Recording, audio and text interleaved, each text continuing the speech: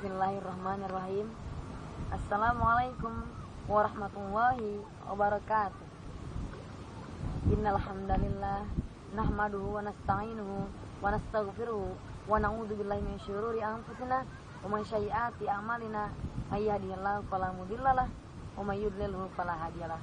Asyhadu an la ilaha illallah wahdahu la syarikalah wa asyhadu anna Muhammadan abduhu wa rasuluh la nabiyya ba'da amma ba'du. Tiada kata yang pantas untuk kita ucapkan selain puji serta syukur kita kehadirat Allah Subhanahu wa taala yang mana telah melimpahkan kita rahmat, taufik serta hidayahnya sehingga kita bisa berkumpul di tempat insyaallah mulia ini dalam keadaan sehat walafiat. Salawat serta salam marilah selalu kita curahkan kepada junjungan kita Habibana wa Nabiyana Muhammad sallallahu alaihi wasallam, yang mana ia telah membawa kita dari alam gelap gulita menuju alam terang benderang seperti sekarang ini. Baik, hadirnya saya di sini, saya ingin membawakan sedikit pidato yang berjudul Zikir sebagai penghilang galau. Hadirin yang berbahagia, telah kita ketahui manusia tak mungkin selalu merasa bahagia. Manusia pasti merasakan galau, yaitu resah, kecewa, kesepian, atau bahkan ia merasakan putus asa. Yang sebabnya itu bermacam-macam setiap manusia. Karena kehidupan kita stabil, karena kehidupan kita tidak stabil, statis, kadang di bawah, kadang di atas, kadang cepat, kadang pula seret, atau bahkan kadang luput. Kita sebagai muslim yang mukmin diajarkan oleh Islam untuk selalu optimis, yaitu salah satunya dengan cara berzikir kepada Allah. Berzikir kepada Allah untuk memberi makna kehidupan kita. Banyak ulama-ulama yang mendefinisikan zikir seperti Al-Qurtubi, yaitu ia mendefinisikan zikir sebagai kesadaran kalbu ataupun keinsafan terhadap Allah Subhanahu wa taala, atau yaitu mendefinisikan zikir sebagai mengingat Allah dalam berbagai keadaan. Ya ikhwan wa akhwat, kita pun tahu zikir tak hanya sebagai ibadah, tapi yang mempunyai fungsi psikologis, yaitu memberikan aura positif.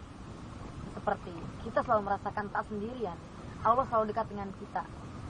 Allah memberikan semangat, motivasi, arahan kepada orang-orang yang selalu berzikir. Seperti dalam firman Allah yang berbunyi dalam surat Ar-Ra'd ayat 28 ini. A'udzubillahi minasyaitonirrajim. Bismillahirrahmanirrahim. Alladzina amanu tatma'innu qulubuhum bidzikrillah, ala bidzikrillah tatma'innul qulub. Sadaqallahul azim. Yang artinya yaitu orang-orang yang beriman, yaitu mereka tentram hatinya dengan mengingat Allah, dan hanya dengan mengingat Allah lah hati mereka menjadi tentram. Ada pula dalam firman Allah dalam surat Al-Jumu'ah ayat 10 yang berbunyi A'udzubillahi minasyaitonirrajim. Bismillahirrahmanirrahim. Wadhkurullaha katsiran la'allakum tuflihun. Shadaqallahul azim.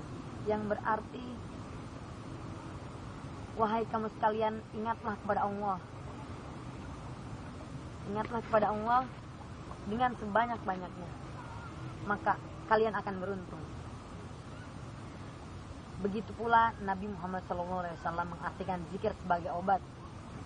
Selain sebagai obat, yaitu sekaligus sebagai pemberi makna kehidupan bagi seseorang. Seperti dalam sabdanya yang berbunyi Bismillahirrahmanirrahim. Inna dzikrullah syifa'un wa inna dzikrun nasu da'un. Wa inna dzikrun nasu da'un. Yang artinya sesungguhnya mengingat Allah adalah obat, dan sesungguhnya mengingat manusia adalah penyakit. Rawahu Baihaqi.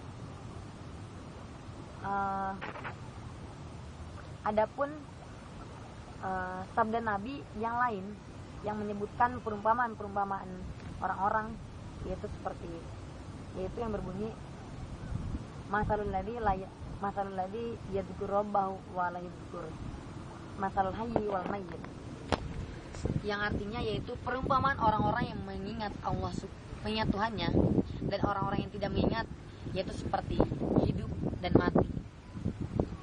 Rawahu Bukhari Muslim.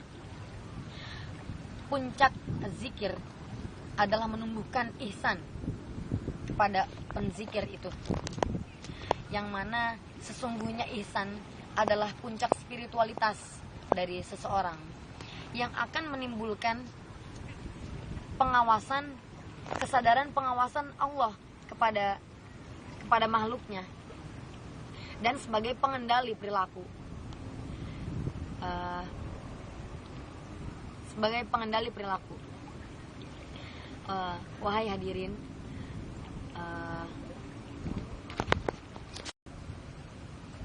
lantas bagaimana dan kapan itu kita berzikir? Waktu berzikir tidak dibatasi, tidak hanya setelah sholat, tidak hanya dalam berpuasa ataupun haji. Kita bebas untuk bertahmid, bertahlil, berdoa, berzikir dalam kapanpun dan dimanapun. Lalu tata cara berzikir itu bagaimana? Seperti sabda Rasul, yaitu khairul dzikri al-khafi wa khairul rizqi ma yakfi, yang artinya sebaik-baik zikir adalah dengan suara pelan, yaitu khafi, dan sebaik-baik rizki yaitu yang cukup. Maka kita untuk berzikir tak harus untuk suara lantang, karena Allah mengetahui mana hamba-hambanya yang mengingat Allah dan tidak, walaupun dengan suara lantang ataupun tidak. Jadi sebaik-baik zikir adalah dengan suara yang pelan. Telah sampai pada ujung pidato. Semoga kita dapat mengambil ibrah dari pidato saya sedikit itu, untuk meningkatkan zikir kita kepada Allah, untuk agar kita selalu mengingat Allah, agar kita selalu terbebas dari rasa galau, rasa resah dan sebagainya. Dan yang paling terpenting, kita harus mengupayakan diri kita untuk bagaimana caranya Allah tuh hadir, bagaimana kita menghadirkan Allah dalam kehidupan kita. Mungkin cukup hanya itu yang saya sampaikan. Kurang lebihnya saya mohon maaf yang sebesar-besarnya. Allahumma muwafiq ila aqwamit thoriq. Assalamualaikum warahmatullahi wabarakatuh.